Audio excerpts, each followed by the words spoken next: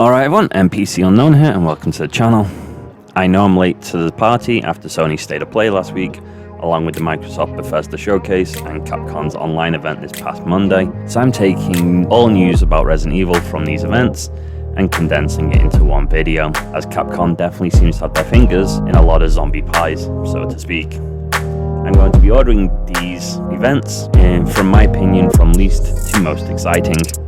First, we have third-person perspective being added to Resident Evil Village. After its release and success last year, Resident Evil Village is getting a few updates to its base game. The big two are that Lady Dimitrescu is being added to Mercenary mode, and the base game, or the main game, is getting a third-person perspective option. It's a nice little touch to make the game fall more in line with all the Resident Evil games outside of Resident Evil 7 and Resident Evil Village itself, and it might also hint that Capcom is done with the first-person perspective games, which could be a shame, as Biohazard or Resident Evil 7 was an actually amazing game that brought fans back to the franchise after Resident Evil 6 nearly killed it. Village also was one of the best games of last year, and they tried to tie Ethan's story overall lore of the Resident Evil franchise.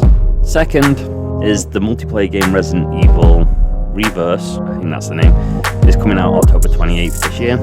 Honestly, I kind of forgot this game or it existed. Well, it's out this October.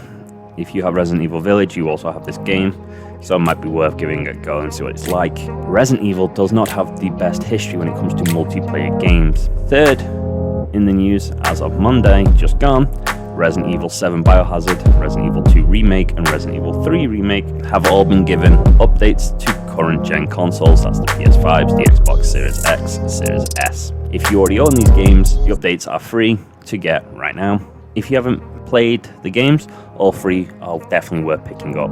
As I said before, 7 brought the franchise back like it was the T-Virus itself, and with its setting being kind of a Texas Chainsaw Massacre American horror setting, the first half of the game, or the first half or so of the game, is probably one of the best survival horror games of the last generation.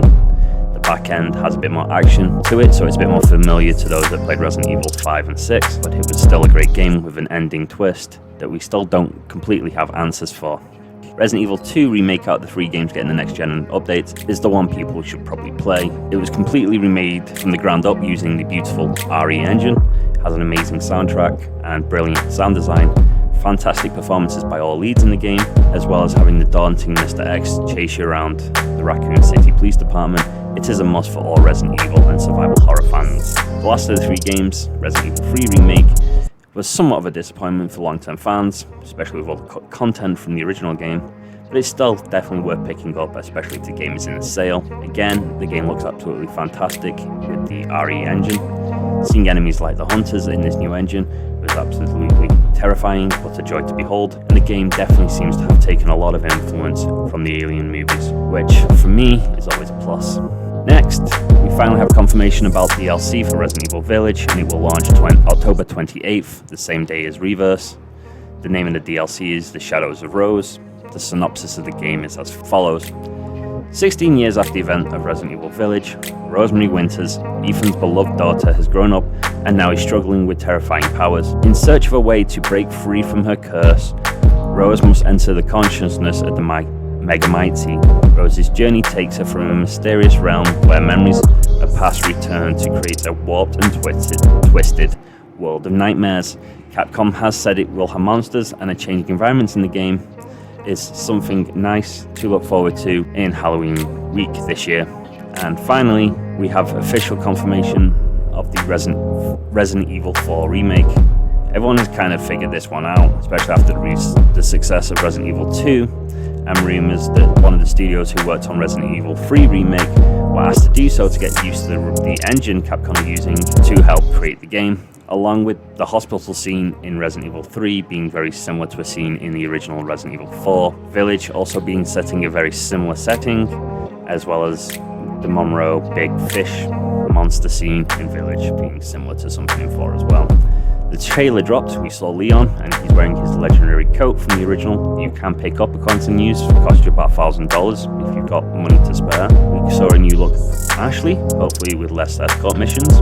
We saw Ada, we saw the newly designed Ganados, They look absolutely terrifying, their eyes especially. And the setting looks a little more dark, a little bit more scary, and a little bit more horror-based than the first Resident Evil 4. Capcom has said that it is retelling the story of the original Resident Evil 4 while trying to stay true to the original. Something I believe they will do very well in. Resident Evil 2 Remake is probably one of the best remakes or one of the best remakes of a game ever, and retold the story very well. While Resident Evil 3 may have cut some stuff, it kept the story tight and told the points that Capcom wanted to. Resident Evil 4 Remake is scheduled to launch in March 2023.